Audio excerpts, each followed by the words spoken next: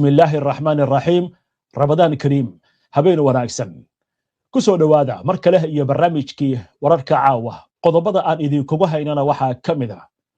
wareegii labaad ee wadahadallada aan tooska ahayn ee u dhaxeeya Iiraan iyo Mareykanka wafuud kala socota ayaa ku soo idlaaday magaalada Geneva ee dalka Switzerland waxaana soo baxaya yididiilo ku aadan in heshiis la gaari karo ciidanka ilaalada kacaanka islaamiga ee Iiraan ee IRGC loo yaqaan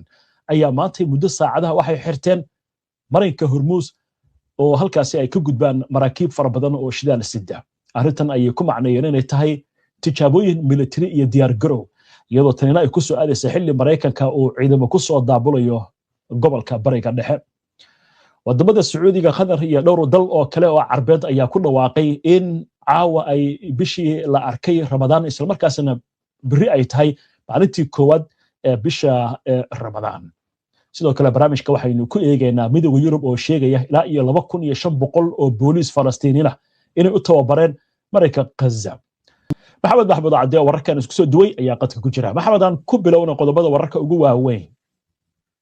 wareegii labaad ee wadahadallada dadban ee u dhaxeeya Iiraan iyo Mareykanka ayaa lagu soo gabagabeeyay Geneva sida uu ku waramayo telefishinka waddanka Iiraan wakaaladda wararka Iiraan ayaa sidoo kale sheegaysa in labada wafdi ay ka baxeen safaaradda Cumaan ay ku leedahay waddanka Switzerland iyada oo aanan wax natiijo ah la sheegin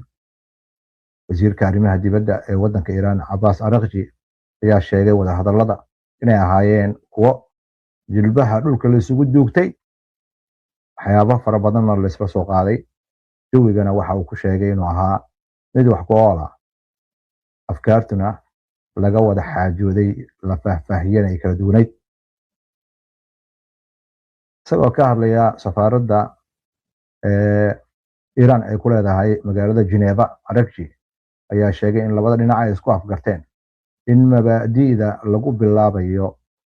qoraal hordhaca heshiiska in qolo walba ay diyaariso waxaan lagu nuucnuucsaday in tanaasulaad uuna macnihiisa ahayn in heshiis la gaaray degdega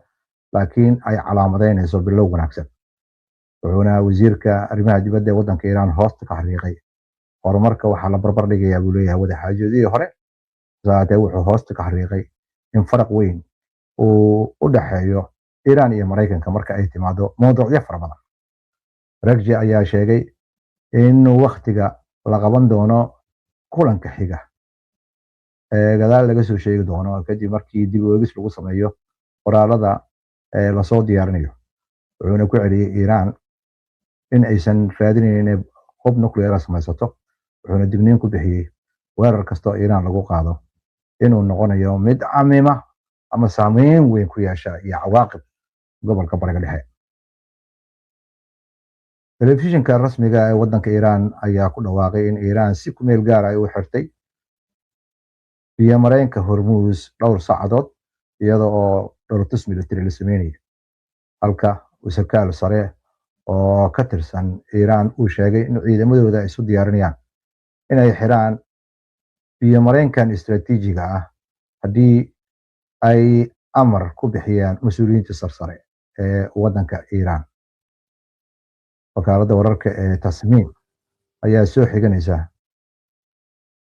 taliyaha ciidamada ilaalada kacaanka u qaabilsan arrimaha badda Ali Reza Tangsiri oo sheegaya in go'aanka lagu xirayo iyo xiraankaasi uu la yaalo mas'uuliyiinta sare ee waddanka Iiraan oo intaas ku daray ciidanka badda inay u diyaar garoobaan in ay meel mariyaan amarkii la siiyo Tangsiri ayaa sidoo kale sheegay in uu hubka ay isticmaalayaan oo inuu ka duwan yahay hubka rasmiga ah ee lagu dagaalgalo kan waxa weeye hub loogu talagalay dhowrtuska aritaanka iyo mareenka Hormuz waxa uu qayb ka yahay wajiga labaad ee dhaqdhaqaaq military oo ay sameynayaan ciidamada ilaalada kacaanka oo halku dhigiisa laga dhigay la socoshada iyo xakamaynta marinka Hormuz telefishinka rasmiga waddanka Iiraan ayaa sheegay in dhoolatuskaasi ujeedadiisu tahay in la tijaabiyo diyaar garowga iyo dib u eegista howlgallada looga hortegayo khatarta soo wajahda Iiraan, wuxuuna bartilmaameedkiisu ahaa sida degdega ah oo qorshayaasha cadowga ee degdega looga hortegi karo. iyo dhoolatuska oo ku soo beegmay iyadoo Maraykanka iyo Iiraan barnaamijka nukliyeerka ay kaga wada xaajoonayaan Geneva, isla markaasna xiisadda gobolka iyo khatarahan ay sii kordhayaan. Ururka Midowga Yurub ayaa xaqiijiyey in ay ka baarandegayaan qorshe ay ku ballaarinayaan howlaha ay ku tababarayaan ciidamada ammaanka ee Falastiiniyiinta. Anwar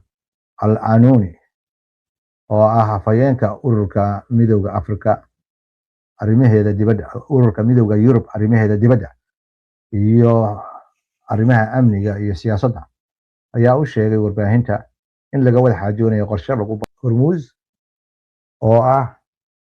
meel shidaalka caalamka maro. Haddii la xirana sicirka shidaalka ayaa aad u qaaliyoobaya. Sicirka shidaalka markuu qaaliyoobana wuxuu saameynayaa qayb walba nolosha ka mid ah. Qaaliyoobana wax kastoo nolosha ka mid ayay saameynaysaa. Gaadiidkay saameynaysaa, canshuuraha ayay saameynaysaa, ascaarta ayay saameynaysaa. dhoolatusyada lagu sameynayo Hormuz waxay qayb ka yihiin istiraatiijiyada ay Iiraan ku cabsi gelinayso Maraykanka. Iiraan dhoolatuskan iyo gantaaladan faraha badan ay soo bandhigayso iyo diyaaradahan droniska ah kulligood waxay muujinayaan ciidamadeeda badda in ay gacan buuxda ku hayaan iyo Maraykanka Hormuz.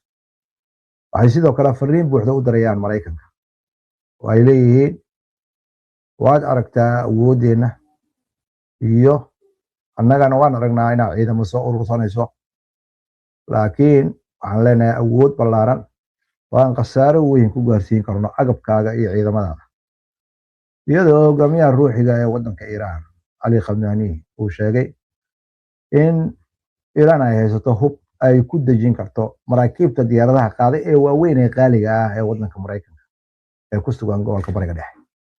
sidoo kale dadka Iiraan ayaa ayagana dhisaya ama ka shaqeynaya istiraatiijiyadooda marka la fiiriyo laba dhinac. waa marka koowaad inay cududooda muujiyaan qiimo weyn inay ugu fariisanayso Maraykanka hadduu Iiraan dagaal la galo. agab ha noqoto, xoolo ha noqoto, in khasaaro weyn uu soo gaarayo. waa midda labaad Iiraan jawaabteedu inay noqonayso mid gobolka oo dhan saamaysa. bartilmaameed laga dhiganayo qalabka militariga ee Maraykanka uu Bariga Dhexe keenay, iyo sidoo kale kasii fog waxaa la bartilmaameedsanayaa kaabayaasha saliidda iyo shidaalka laga soo saaro iyo gaaska. haddii Iiraan ay sidaas yeesho, waxay Iiraan aaminsan tahay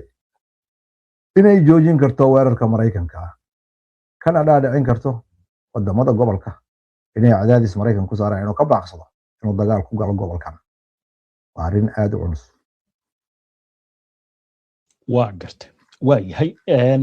haddaynu maxamed dib ugu laabanno wadahadaladii, qaar ka mid a khubarada waxay sheegayaan Iiraan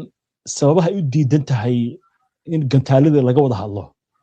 inay ka mid yihiin laba arrimood oo waaweyn. labadaas arrimood muxuu ku sheegayaa qabiirkan la yidhaahdo Fuad Izadi? Fuad Izadi oo professor ka ah jaamacadda ku taala Tehran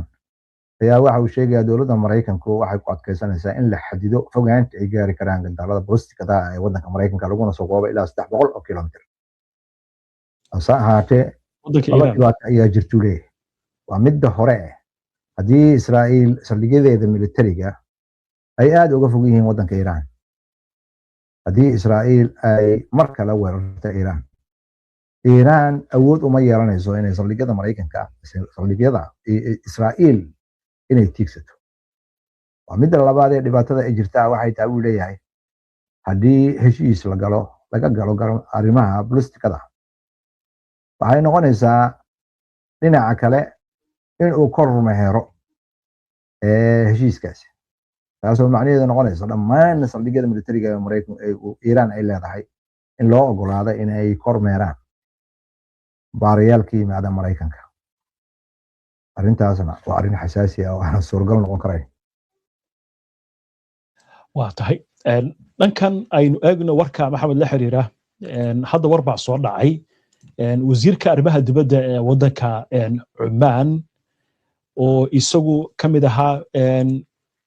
isagu ahba dhexdhexaadiyaha wadahadalladan ayaa war soo saaray goordhowato Badar Abu Saidi wuxuu leeyahay Mareykanka iyo Iiraan ayaa sameeyay horumar wanaagsan intii lagu jiray wareeg cusub oo wadahadallo ah oo maanta ka dhacay Geneva warkan waxaa tibinaysa wasaaradda arrimaha dibadda waddanka Cumaan waxay leedahay wasaaraddu wadahadalladii aan tooska ahayn ee maanta dhex maray Jamhuuriyadda Islaamiga ee Iiraan iyo Mareykanka ee ka dhacay Geneva waxay ku soo dhamaadeen horumar wanaagsan oo ku aadan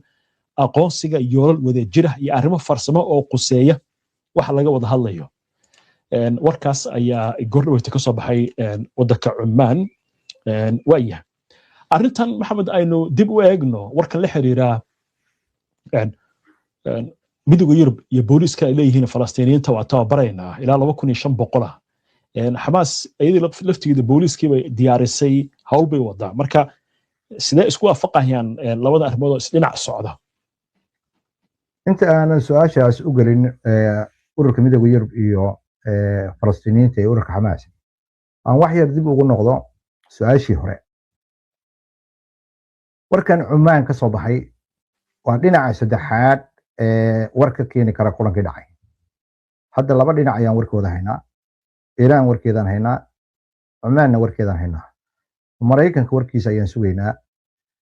waxaa kaloo iyadana calaamad weyn ah sida khabiirada hadalka u dhigayaan Mareykanka in wada hadalladan inta ay socdaan oo dhan in uu soo qabjabayo waxa uu miiska ku garaacayay inuu Iiraan in si toos miiska ula fadhiisato ilaa ay hadda ma hayno Iiraan miiska la fadhida ayada laftirkeeda ayaa fariin gudbinaysa oo ah xoog iyo hanjabaad anaga miiska naguma keeni karto haddana yadidiilada uu muujinayo safiirka Cumaan haddii ay tahay mid wax lagu qaadan karo waxaa muuqata in warka Mareykanka soo baxaya uu eg yahay mid loo qaateen ah oo arrintaas dhiirigelinaya laakiin sidii aan hore uga baranay madaxweynaha Mareykanka haddii uu hadalla hanjabaada iyo soo tuuro weli waxaa ogaataa arrintaas inay jilaafooyin badan jiraan sida khabiirada arrimahan la socda hadalka u dhigayaan cid saadaalin karta ma jirto sida uga falcelin doono madaxweynaha Mareykanka aan ku noqdo marka su'aasha tababarka Falastiiniyiinta ciidankooda ammaanka ururka midowga Yurub ayaa door raadsanaya dagaalkii 2 sanadood socday Yurub waa ku fashilantay in ay wax u tarto daanta galbeed iyo dagaalka ka dhanka ah marinka Gaza hadalladan hadda soo baxaya sida khabiirada arrimahan la socday hadalka u dhigayaan waa madax ka cisasho iyo in ay weli iska dhigayaan Yurub dad saameyn iyo galgal ku leh arrimaha caalamka laakiin xaqiiqada meesha jirta ayaa waxay tahay ciidankii 2 sano meeshan ku dagaalamayay oo caalamka oo dhan uu ku goobtay sida mucdiyaadka oo dhan ay sheegayaan waa idin tababaraynaa waxay u muuqataa arrin aan loo qaateenahayn laakiin waxay tahaba ciidankii ay tababareen ee daanta galbeed ee lacagta badan ay ku bixiyeen sanadkii 13 milyan wax ay ka qaban karaan Israa'iil dhulka ay dhacayso iyo maareynta arrimaha amniga ee dhibaatada soo gaaraysa dadka Falastiiniyiinta ma jirto marka tababarkooda iyo howlaha ay wadaan way fiican tahay laakiin marka Xamaas timaado waxa weeye fiiro gaar ah in warkaas loo yeeshaa waa tahay maxamed aad baad u mahadsan tahay daawadayaashuna way mahadsan yihiin inta ayaan kusoo gabagabaynaynaa barnaamijka daawada si aad ula socoto wararkan iyo barnaamijyada iyo macluumaadka aynu halkan kasoo lagu ballaarinayo howlaha tababarka ciidamada ammaanka ee Falastiiniyiinta si looga saari doono ururka Xamaas inay xubin ka noqdaan ciidamadaas la diyaarinayo wuxuu sidoo kale intaas ku daray ururka midowga Yurub waxay ku qiyaasayaan ilaa 2500 oo Falastiiniyiin ah in ay mar hore tababareen oo Gaza ay ku tababareen ilaa laga soo bilaabo 2006 ururka midowga Yurub hay'adiisa u qaabilsan arrimaha tababarka booliiska ee loo yaqaan EUPOL ayaa tababar ka bixinaysa daanta galbeed waxaana ku baxayay sanadkiiba miisaaniyad gaaraysa 13 milyan oo dollar. boqortooyada Sacuudi Arabia iyo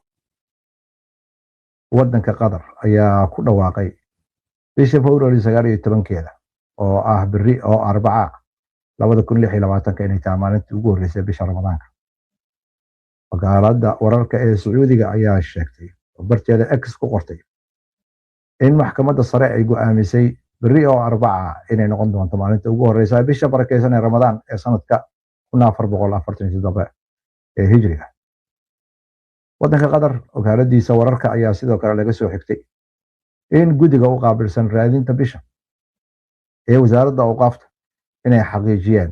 biri oo Arbaca inay tahay maalinta ugu horeysa bisha Ramadaanka. Saatee waddanka Indonesia oo ah waddanka ugu dadka badan caalamka Islaamka ayaa wasaaraddiisa arrimaha diinta iyo awqaafta waxa ay ku dhawaaqday maalinta Khamiista inay noqon doonto maalinta ugu horeysa bisha Ramadaanka. wararka caalamkana waxaa ka mid ah ururka Taliban ee dalka Afghanistan ayaa sheegay in ay sii daayeen 3 maxaabiis ah oo askar ah oo ay ka qabsadeen waddanka Pakistan intii xuduudka lagu dagaalamayay bishii Oktoobar. Xukuumadda Taliban ayaana wax faahfaahin ka bixin xaaladaha askartaasi lagu sii daayay. Saatee waxay ku tilmaantay tilaabadaas inay qayb ka tahay dadaallo lagu dejinayo xiisadda u dhaxaysa labadan dal. saraakiisha Pakistan ayaa hore u dalbanayay in askartooda la soo daayo, halka ay sidoo kale ku baaqayeen in xuduudka iskaashi weyn laga yeeshay iyo arrimaha amniga. xiriirka u dhaxeeya dowladaha Pakistan iyo Afghanistan ayaa aanuna xaalkiisu fiicnayn bilihii ugu dambeeyey marka la fiiriyo walwalka xagga amniga, iyadoo ay jiraan weeraro xagga xuduudka gudba oo la sheegayo kooxo hubeysan oo argagixisa ah inay ka howlgalaan xuduudada labada dhinac. shir 3 geesood ah oo ay ka qaybgalayaan Mareykanka, Ukraine iyo Ruushka ayaa ka bilowday magaalada Geneva sida laga soo xiganayo madaxa wafdiga waddanka Ukraine. wakaaladda wararka ee Ruushka ee loo yaqaano RIA ayaa sidoo kale ku waramaysa in wadahadalladaasi hoggaanka ninka u ah wafdiga waddanka Ukraine Rustem Umarov inuu bartiisa X ku qoray qolka kulankaas sawirkiisa, wuxuuna sheegay Ukraine kooxdiisa inay haystaan ruqsad buuxda iyo amni iyo arrimaha amniga iyo arrimaha waxaa laga wada hadli doonaa bini'aadanimada ayaa ku jira ajendaha laga wada hadlayo. sidoo kale waxaan ka shaqaynaynaa buu yidhi sidii bartilmaameed looga dhigan lahaa in guulo weyn laga soo hoyiyo hadalkan. hawshana waxa ay noqonaysaa mid lagu dardargeliyo xalinta lagu keeni karo nabadu waartana la soo dhaweyn karo. maxamed aan ku bilowna wararkan ugu horeeya wararka iyaga wadahadaladii dhanka Iran ayaynu ka haynaa ilaa hadda warar iyo didiilo leh. hadalka Caraaqji ma waxaa laga dhadhansan karaa isfaham inuu jiro bacdama si cad loo sheegay in faylasha laga wada hadlayay aysan ku jirin wax kale marka laga reebo arrinta nuclearka oo Iran ay diiday in laga wada hadlo faylka barnaamijyadeeda gantaalada. su'aashaas waa su'aal aad iyo aad u fiican. macluumaadka ilaa ay hadda la ogsoon yahay waxa weeye waxa warka ka soo baxay dhinaca Arabji. marka ugu horeysa Mareykanku waxa uu raadinayay in wada hadal toosa ay labada dhinac yeeshaan. hase ahaatee wararka hadda soo baxaya ayaa waxay sheegayaan wada hadallada kii hore Cumaan ka dhacay iyo midkan Geneva ka dhacaba inay ahaayeen kuwa dadban. ajendayaasha laga doodayna in ay la xiriireen oo keliya nuclearka, inkastoo mawduucyo kale sidoo kale oo aan la faahfaahin la soo qaaday. jadidiilaha joogtay qolo walba waxa lagu heshiin karo dhinaceeda inay soo qorto ayaa lagu heshiiyey. qoraaladaasi markii la arko ayaa la qaban doonaa kulanka xiga.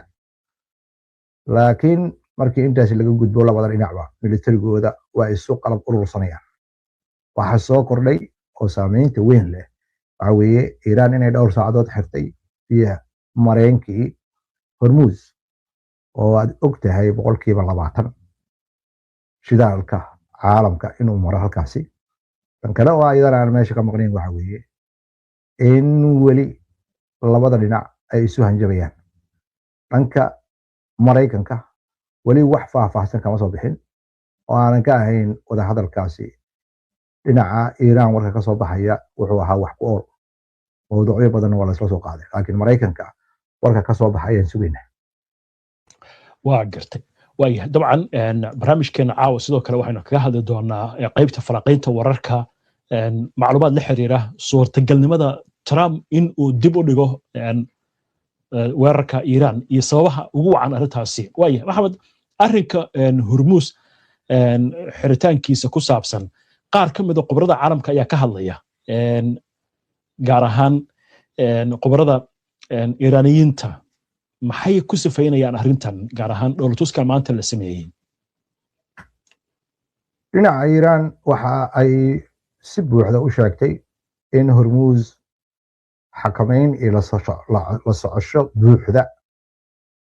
haddii si kale loo dhigo in uu gacanteeda ku jira gabi ahaanba dowladuskan ay sameynaysa dhowrka saacadood lagu xayiray waxa uu muujinayaa si dadbanna u muujinayaa awoodda waddanka Iiraan haddii dagaal uu dhaco in